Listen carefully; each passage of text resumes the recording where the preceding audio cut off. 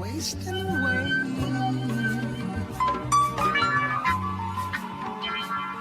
I'm getting old.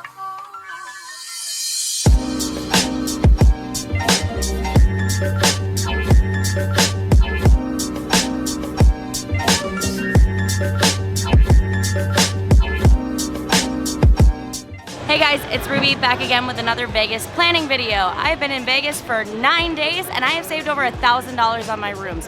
I have all the tips and tricks for you guys on how to get cheap, nearly free rooms, so if you're interested, just keep on watching.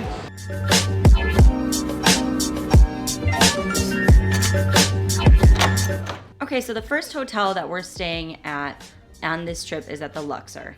We booked a Tower Elite King. My first tip for you on getting cheap or free rooms is to make sure you sign up for an MLife card or the property's rewards card. This is super important and I can't stress it enough because it's basically how I managed to get all these comps that I have. My husband booked this room using his MLife rewards card. That's an important thing to know because we never, ever use his MLife card. It just sits there. Anytime we're gambling or booking rooms, it's almost always in my name. So the fact that he still got comps without using his card really ever means anyone can get those comps. So this room is originally $144 for one night. We ended up booking it for $68, which is just the resort fee with an additional little extra. I highly recommend you make sure you sign up for your MLife card before you even begin, and you'll be able to get some better deals.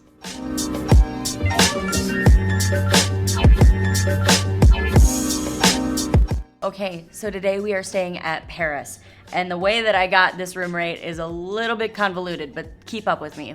My second tip for you guys is gonna be to watch for bounce back offers. We stayed at Caesars in October and received an email saying they'd like us to come back soon, and if we came back in a certain amount of months, we would be able to have discounted or comped rooms. Now, I have mentioned before previously that I used an offer to become a diamond member with Caesars for this year, so that means 0 resort fees. That with the bounce back offer, I ended up getting a normal room here for $0, but it gets better.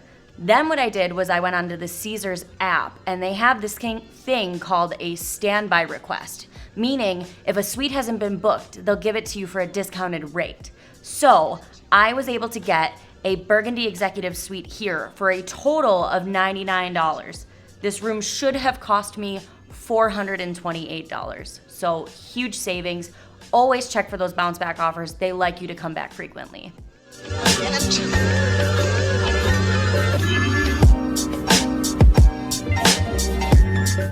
Okay, so we are here at the Aria. My next tip for you to save money on your rooms is to charge every single thing to the room. So you already followed my first tip and you got yourself an MLife rewards card. Now what you're gonna do is every time you eat anything, anytime you're at the pool, anytime you gamble, you're gonna be using that card or you're gonna charge stuff to your room. You don't have to be a big gambler for the hotels to wanna comp you. If they see that you're spending a ton of money with them, they will wanna give you more comps so that you come back here. This room should have cost us $458 for 2 nights. I paid with my comp rate $102. That's not including $50 comped food and beverage and $50 in free play. I'm not including that in my totals here, but just so you're aware, I did pay them $102, but they're also comping me about $100.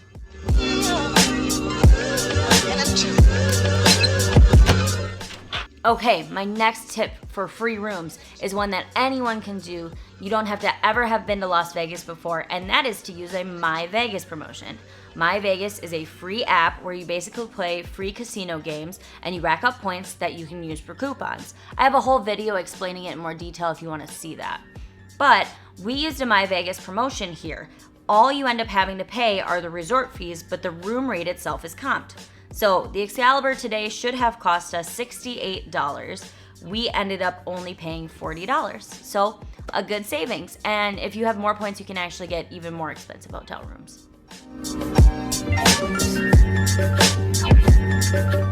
So today we're staying at the Plaza.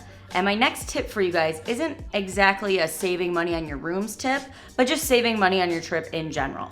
We booked our room at the Plaza at their standard typical rate, but they were running a promotion. We received $25 in food and beverage, $10 in slot play, $75 of bingo match play, meaning if you play 75, they give you 75.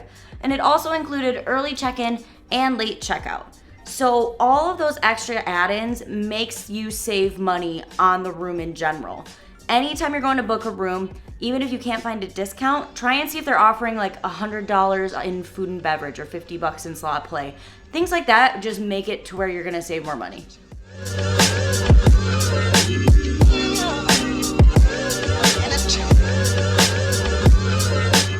Okay guys, the last hotel on our stay is the Flamingo. Now earlier on in the video, I mentioned the bounce back offer that I had with Caesars, and that's how I got a good deal on the Paris room.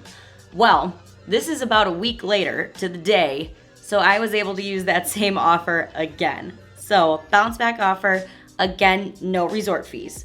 So my total here at the Flamingo, we should have spent $376.42. We ended up paying $34. So always check how many days apart you can use offers and if you can try to combine them if you're doing a longer trip. That's another tip for you guys.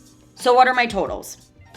This should have cost us all in for 8 nights here in Vegas, $1,572. My total with resort fees all in cost us $442. That's an average of $55 a night. Our savings was around $1,130. I hope that this video was helpful for you. I know this is like an extreme example of trying to save money, but if you use any of these tips on this list, you're gonna save a little bit of money on your rooms. And that just means more money for you to go and gamble or drink or do whatever you like to do in Vegas. Thank you so much for watching this video. I hope you guys enjoyed it. If you did, give it a thumbs up, and I will see you all in my next Vegas planning tips video. And